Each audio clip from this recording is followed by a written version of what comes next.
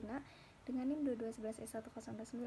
Di sini saya akan menjelaskan istilah-istilah dari antigen, antibodi, dan lain-lainnya.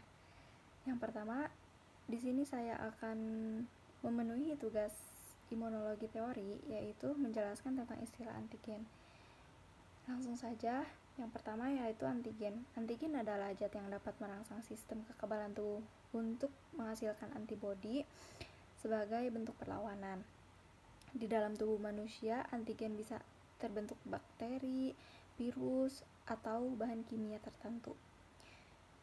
Antigen umumnya dapat datang dari luar tubuh melalui makanan, minuman, kotoran, debu, dan polusi.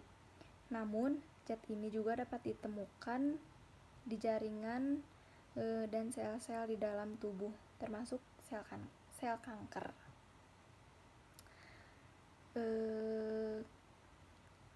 Kemudian yaitu macam-macam antigen, yaitu antigen zat yang mampu merangsang respon, khususnya mengaktifkan limfosit, yaitu sel darah putih tubuh yang melawan infeksi.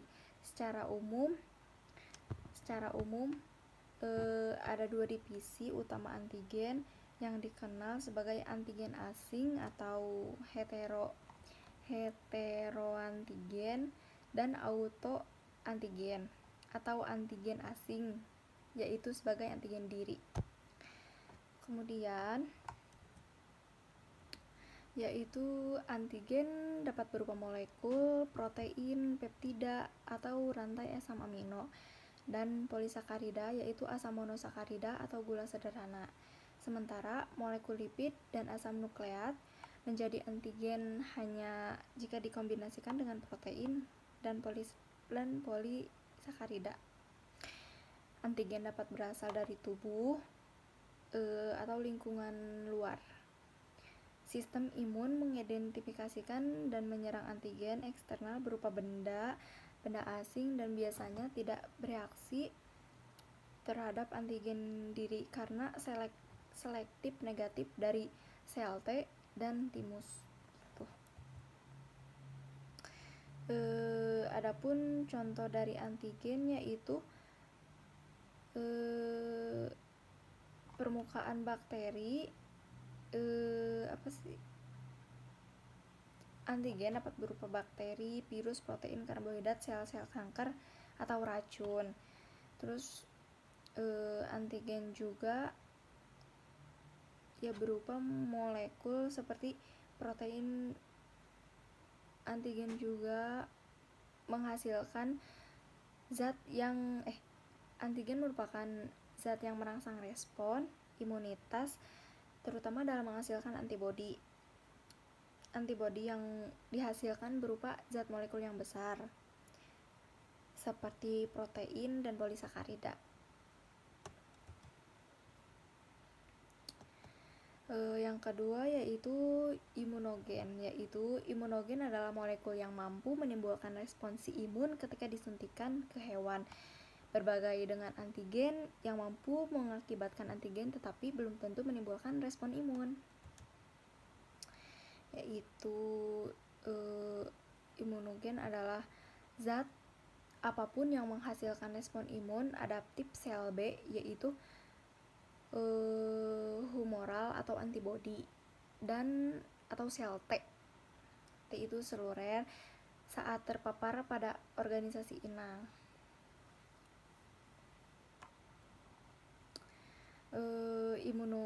Imunogen didefinisikan sebagai antigen lengkap yang terdiri dari pembawa, makromolekul, dan epitop yang dapat menginduksi respon imun.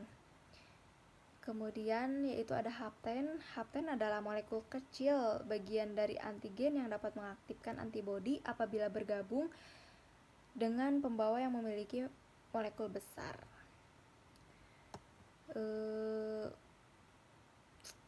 Hapten juga telah digunakan untuk meningkatkan respon imun terhadap antigen, untuk mempelajari ACD dan IBD, dan untuk menginduksi respon autoimun, regresi kutil virus, dan bahkan imunitas antitumor.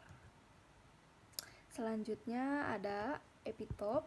Epitop yaitu wilayah protein yang memicu respon imun seluler yang dimediasi oleh sel T atau epitop sel T juga biasanya merupakan peptida turunan antigen protein yang disajikan melalui MHC pada sel penyaji antigen dan dikenal oleh reseptor T. Epitel B adalah peptida.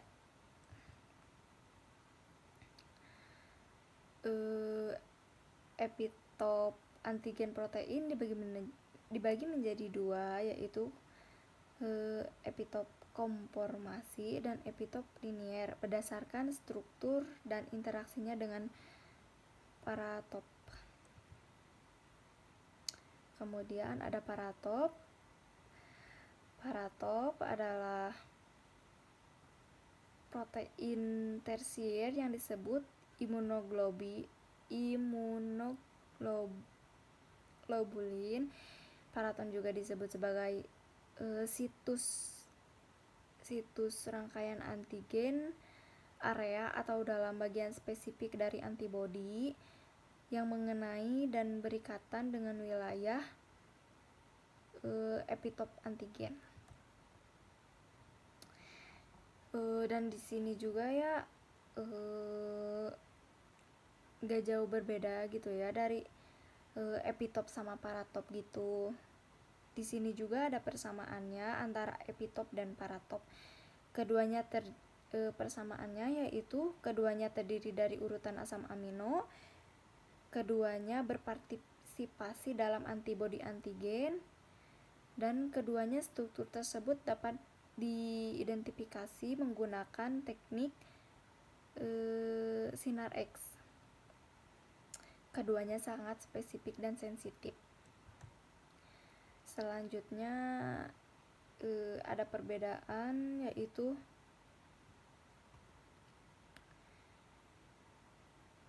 lanjut saja karena saya tidak tahu. Antibodi yaitu selanjutnya antibodi.